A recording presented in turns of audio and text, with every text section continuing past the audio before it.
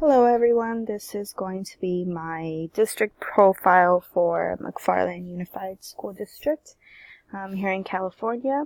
My name is Esmeralda Torres Duran, and let's go ahead and get started.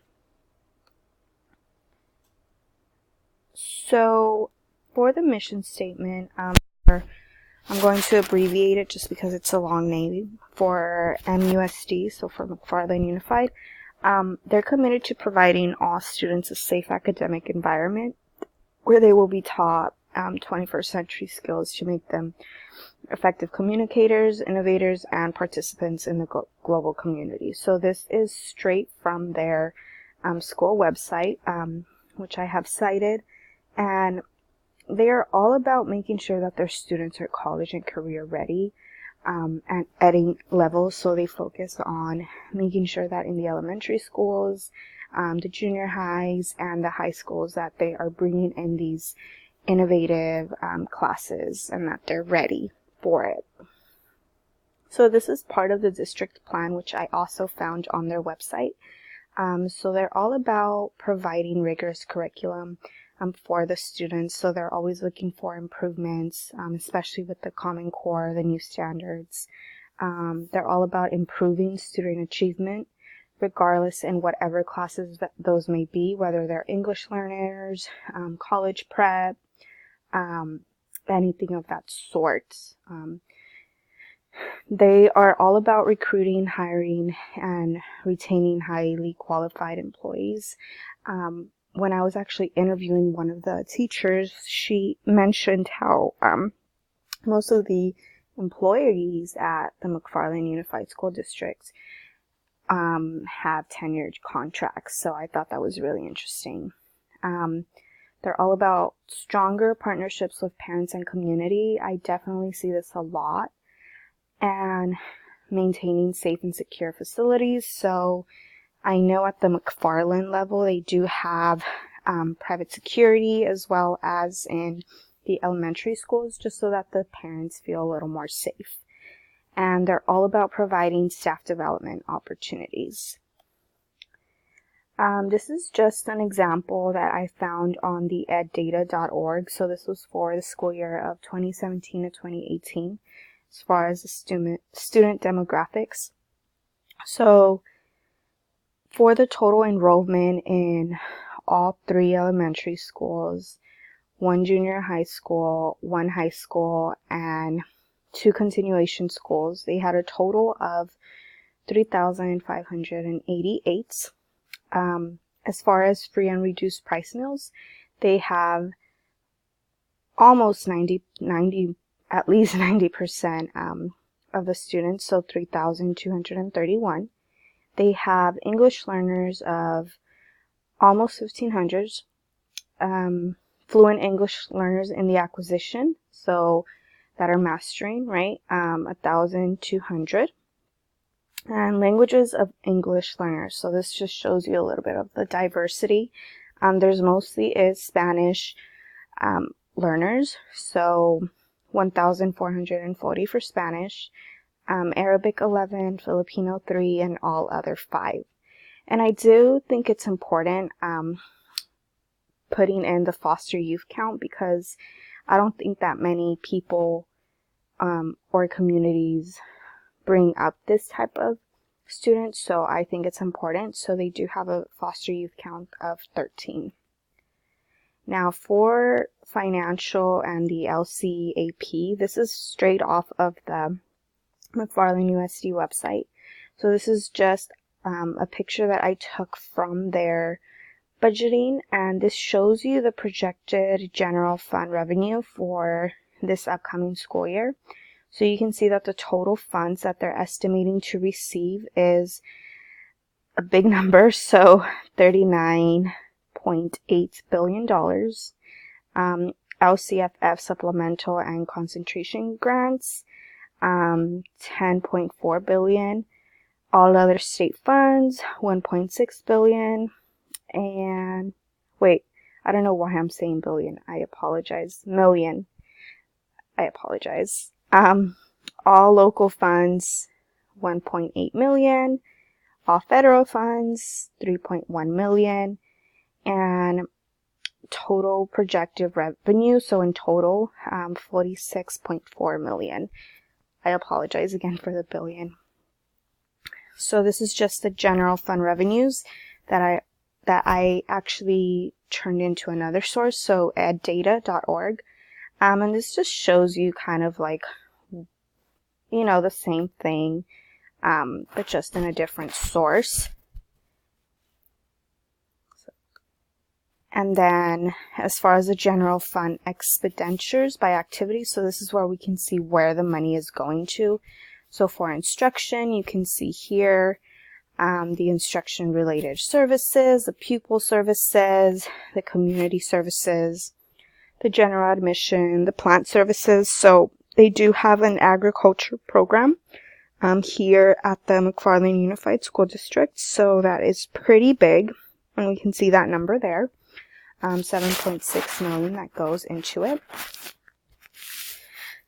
As far as changes in the district, so there is a lot of change that's coming up for the school year. So I just highlighted some of the huge changes that are occurring. So all elementary schools will be transitioning from K through 5 into K through 6. So what this means is that the elementary schools are going to add in a whole new grade level, and the junior high, which used to be called McFarland Middle School, is now called the McFarland Junior High.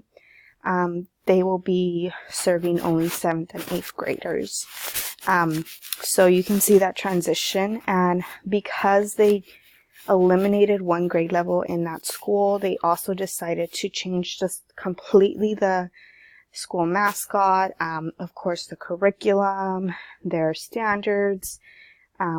They're still keeping the same principal, but there's just a lot of change happening, a lot of teachers moving to the elementary schools, a lot of new teachers being brought in, so definitely a big change there.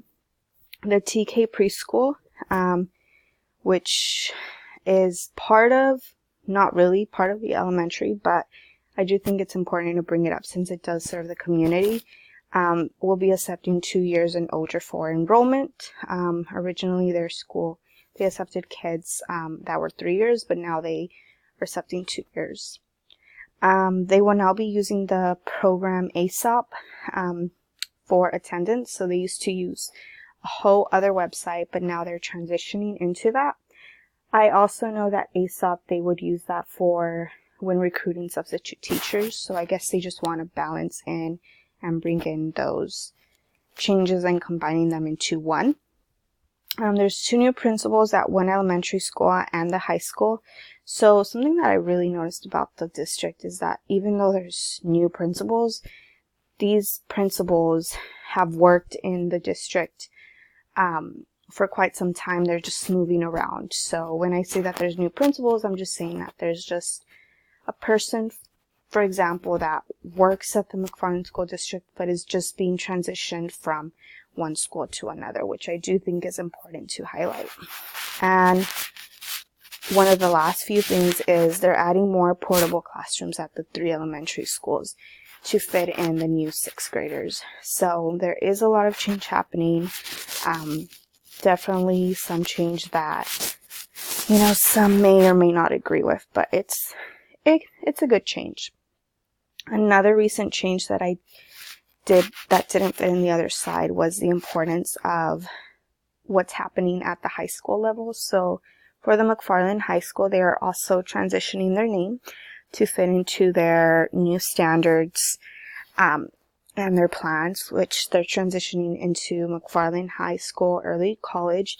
So they're wanting to make sure that the students are at a positive path level to go into college or to get a career or both.